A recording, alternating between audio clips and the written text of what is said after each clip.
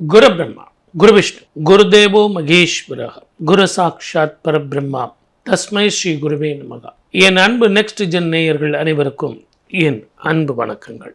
குரு பெயர்ச்சி எப்படி இருக்கும், 12 ராசிக்கு எப்படி இருக்குன்னு பார்க்கறதுக்கு முதல்ல இந்த குரு பெயர்ச்சி முதல்ல எப்படி இருக்குன்னு முதல்ல தெரியணும். பிரபஞ்சத்துக்கு எப்படி இருக்கும், இந்த உலகத்துக்கு எப்படி இருக்கும். ஏன்னா சனி பெயர்ச்சி ஆகும்போது சார் எனக்கு பிரச்சனை எதுனா வந்துடுமா, வேலையில் பிரச்சனை வருமா, தொழிலில் பிரச்சனை வருமா அப்படின்னு ஒரு பயத்தோட அந்த ப்ரிடிக்ஷன் எல்லாம் பார்ப்பாங்க.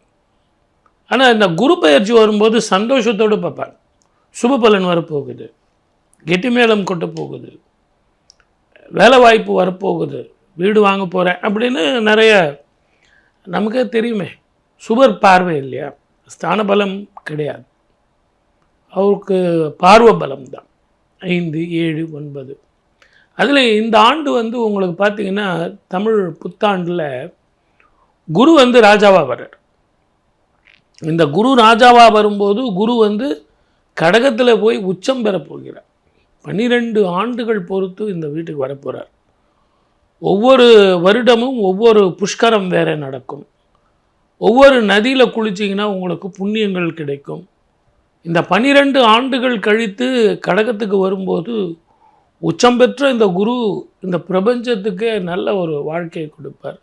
தங்கம் விலை ஏறத்தான் செய்யும், வெளியினுடைய விலையும் ஏற்றத்தான் செய்யும். எப்போ தங்க விலம் ஏறி இறங்கியிருக்கா, குரு நீச்சமாயிட்டாருங்க அதனால் தங்க விலம் குறைஞ்சிருங்கன்னு சொல்ல முடியுமா? இந்த எல்லோ மெட்டல் மட்டும் ஒரு முறை ஏறுச்சுன்னா இறங்கிறதுங்கிறது கஷ்டம். பிளாக் கோல்டுன்னு சொல்லக்கூடிய பெட்ரோல் ஏற்ற இறக்கங்கள் இருக்கும். இப்போ கொஞ்சம் ஏற்றமாக இருக்கும், மறுபடியும் இறங்கிடும். Share market up and down இருக்கத்தான் செய்யும்.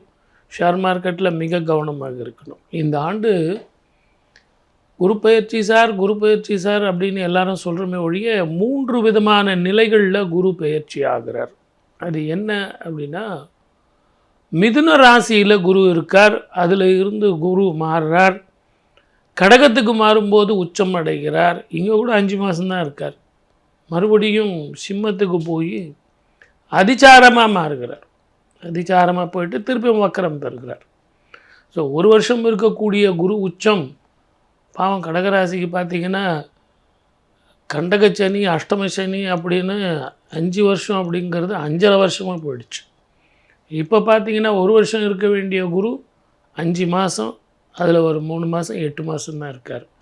அப்படி சுப விஷயங்கள் அவ்வளவு பெருசாக இல்லைனாலும் நல்ல விஷயங்கள் நடக்குமா அப்படிங்கிறத நம்ம பார்க்கணும். சனியும் செவ்வாயும் சேர்ந்து இருக்கிற இந்த காலகட்டத்தில் மீனத்தில் நீரினாலும் நெருப்பினாலும் இயற்கை அழிவுகளாலும் போர் பதட்டங்களாலும் பிரச்சனைகள் இருக்கத்தான் செய்யும். இதற்கு குரு பயிற்சி மாத்திரம் இல்லை, 2031 வரைக்கும் ரிஷபத்தில் சனீஸ்வரர் மாறும் காலம் வரைக்கும் இந்த அழிவுகள் இருக்கத்தான் செய்யும்.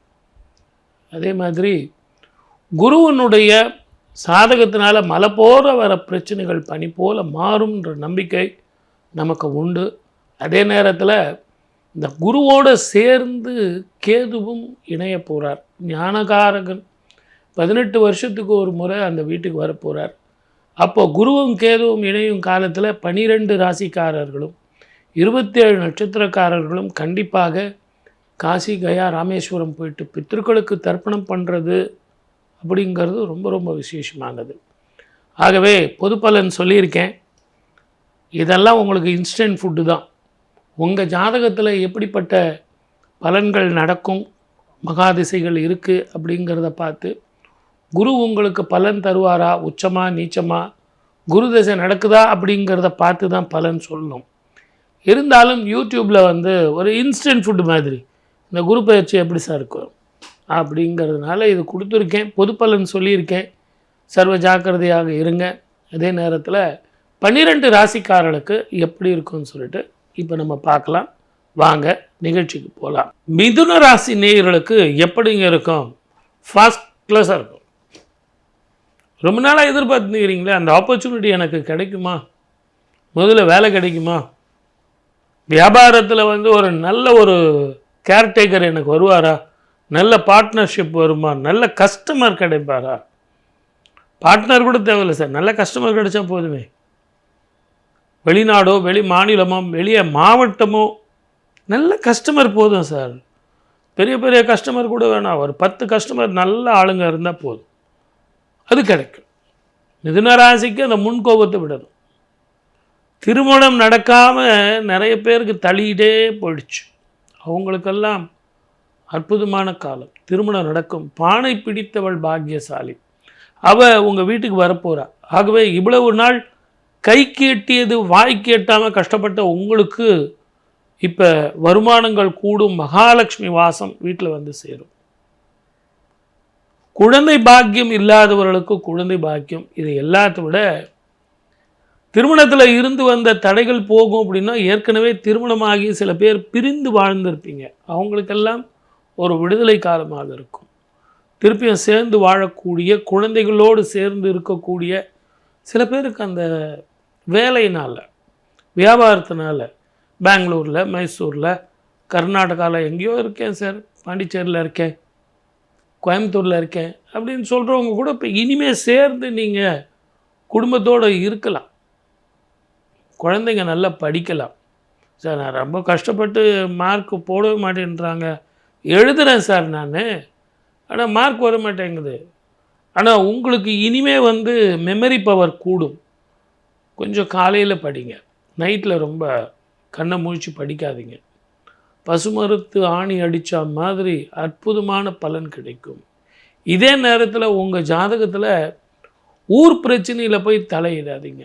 ரொம்ப அதிக சுப பலன் கிடைக்கிறதுக்கும், குழந்தை பாக்கியம் தட்டுபவர்களுக்கும், வீடு தட்டுபவர்களுக்கும் ஒரு எளிமையான பரிகாரம், திருவெண்காடு அப்படிங்கிற கோவிலுக்கு போயிட்டு வாங்க. புத பகவானுக்கு காலையில் அங்கே அபிஷேகம் பண்ணுவாங்க. அதை அபிஷேகம் பண்ணிவிட்டு அந்த தீர்த்தம், அந்த பால் எல்லாம் கலந்து ஒரு சொட்டு சாப்பிடுங்க. அது மிகப்பெரிய ஔஷதம். எவ்வளவு சோதனைகள் வந்தாலும் அந்த சோதனைகள் போகும். அதே மாதிரி சிதம்பரம் தில்லை காளி கோவிலுக்கு வந்து குங்கும அர்ச்சனை பண்ணிக்கிட்டு டெய்லி அந்த குங்குமத்தை வச்சுங்க. சிவசக்தி ஸ்வரூபமாக உங்களுக்கு இறைவன் வந்து ஹெல்ப் பண்ணுவார். மிதுன ராசிக்கு இந்த குரு பெயர்ச்சி உங்களுக்கு சாதகமாக இருக்கும். வெற்றி உங்கள் பக்கம். வாழ்க வளமுடன். All the best.